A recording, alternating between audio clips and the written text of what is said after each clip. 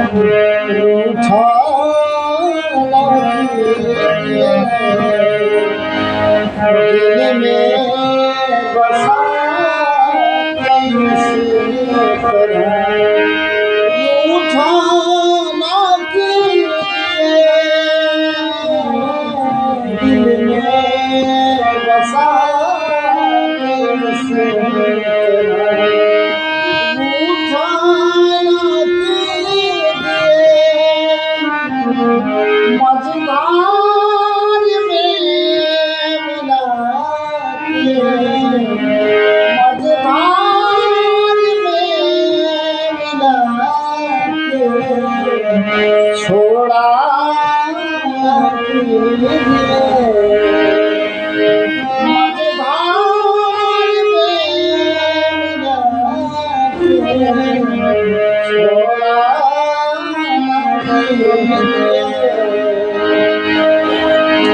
क्या भूल हो गई है मुझ बदनसीब से, क्या भूल हो गई है मुझ बदनसीब से, अपना समझ के गैर अपना समझ के गैर सा छोड़ा न कीजिए, अपना समझ के गैर सा छोड़ा न कीजिए। दिल में बसा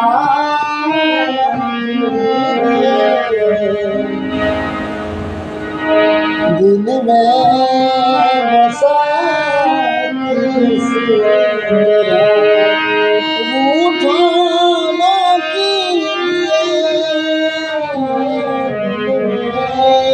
बसा